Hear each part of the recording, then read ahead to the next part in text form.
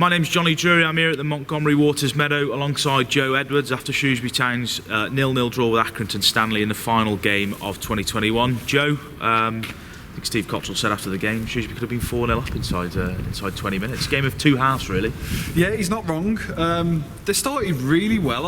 I thought you couldn't fault them, to be honest, the way that they came out, and I think it speaks volumes really to how they've changed really in the last month or so. You know, they came into the game, you know, feeling confident with their tails up, and yeah, as Cottrell said afterwards, they could have been, you know, 3 or 4 up really. Luke Lee and Daniel Udoh both having 2 chances apiece, and you know, you really want one of those to be falling into the net. I mean, Udoh, you know, has been a man in fine form recently, goes through one-on-one. Obviously the keeper wins the battle there, and then a couple of headers just not quite falling as you'd want them. And then Accrington kind of, you know, gained a bit of a foothold then, got a bit of confidence, very physical throughout the night, and you know, would kind of shade the second half really, a keenly contested second half, but they probably had the better of the chances. So yeah, it's 3 unbeaten. I mean, and I think the one big takeaway really is for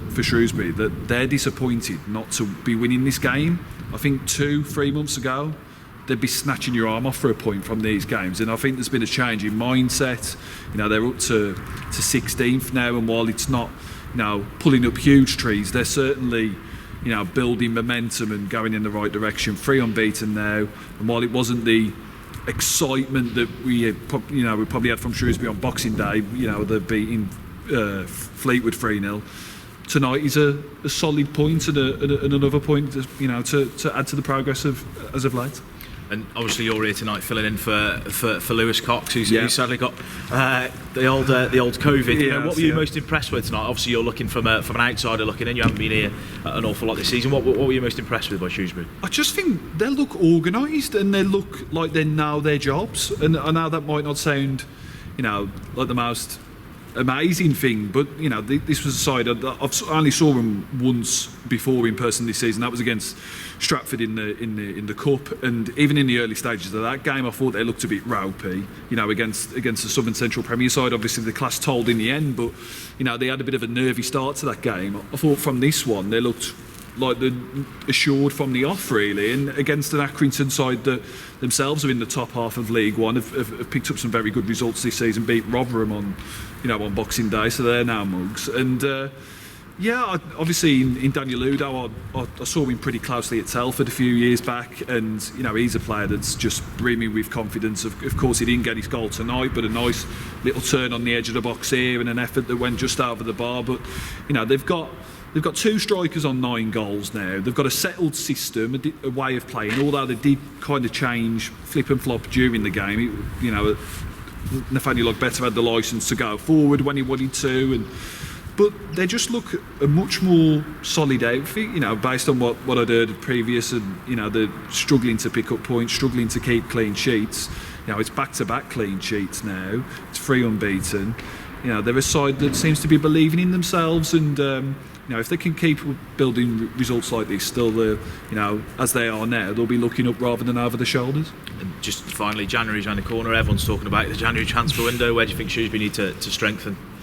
I think across a few positions really. I think, again, without knowing the situation all too greatly, I think you look at the squad and there are a few just numbers light, I think you'd say.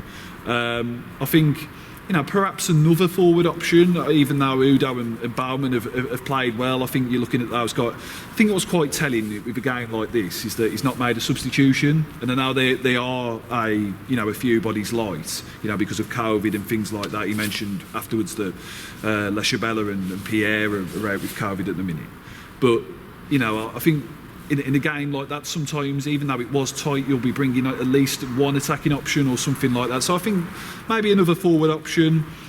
I think it's a case for like a lot of teams. I don't think it's going to be a case of ripping things up greatly, and it never is in the January window. But just to, you know, maybe one of each really. You know, a defender, a midfielder, and a forward. And you know, if they can get, you know, 3 or 4 bodies in and supplement what they've got, I think they've got a pretty solid side.